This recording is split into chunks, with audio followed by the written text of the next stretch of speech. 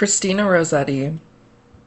Referring to the title of George Gissing's 1893 novel about women who choose not to marry, the critic Jerome McGann calls Christina Rossetti one of 19th century England's greatest odd women. Her life had little apparent incident.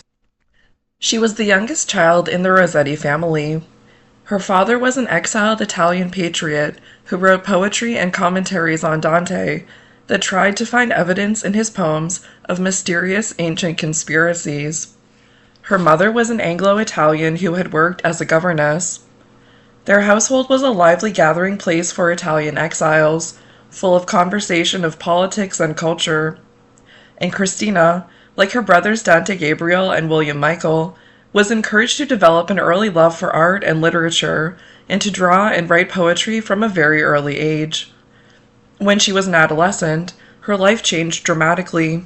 Her father became a permanent invalid, the family's economic situation worsened, and her own health deteriorated.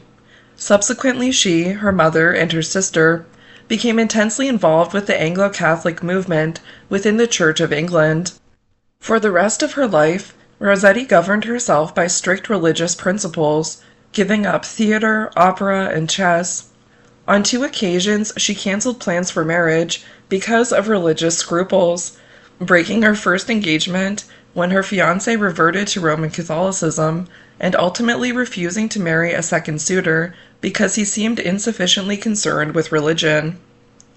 She lived a quiet life, occupying herself with charitable work, including 10 years of volunteer service at a penitentiary for fallen women, with caring for her family, and with writing poetry. Rossetti's first volume of poetry, Goblin Market and Other Poems, 1862, contains all the different poetic modes that mark her achievement: pure lyric, narrative fable, ballad, and the devotional verse to which she increasingly turned in her later years. The most remarkable poem in the book is the title piece, which early established its popularity as a seemingly simple moral fable for children. Later readers have likened it to S.T. Coleridge's The Rime of the Ancient Mariner, 1798, and have detected in it a complex representation of the religious themes of temptation and sin, and of redemption by vicarious suffering. The fruit that tempts Laura, however, clearly is not from the tree of knowledge, but from the orchard of sensual delights. In its deceptively simple style, Goblin Market, like many of Rossetti's poems, demonstrates her affinity with the early aims of the Pre-Raphaelite group, though her work as a whole resists this classification. A consciousness of gender often leads her to criticize the conventional representation of women in Pre-Raphaelite art, as in her sonnet In an Artist's Studio, 1896, and a stern religious vision controls the sensuous impulses typical of Pre-Raphaelite poetry and painting. Virginia Woolf has described the distinctive combination of sensuousness and religious severity in Rossetti's work. Your poems are full of gold dust and sweet geraniums, varied brightness.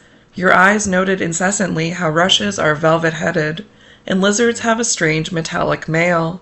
Your eye, indeed, observed with a sensual Pre-Raphaelite intensity that must have surprised Christina the Anglo-Catholic.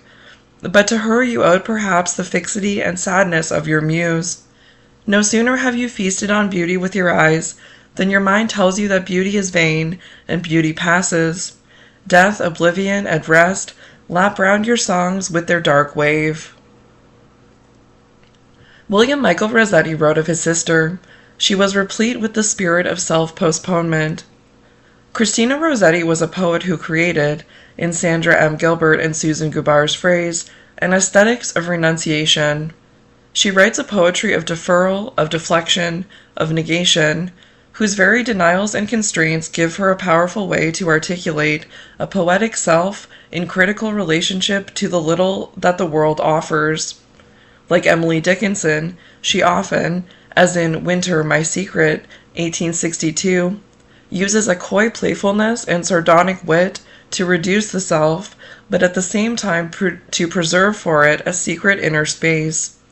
And like Dickinson, she wrote many poems of an extraordinarily pure lyric beauty that made Virginia Woolf compare Rossetti's work to that of classical composers. Your instinct was so sure, so direct, so intense, that it produced poems that sing like music in one's ears, like a melody by Mozart or an air by Gluck.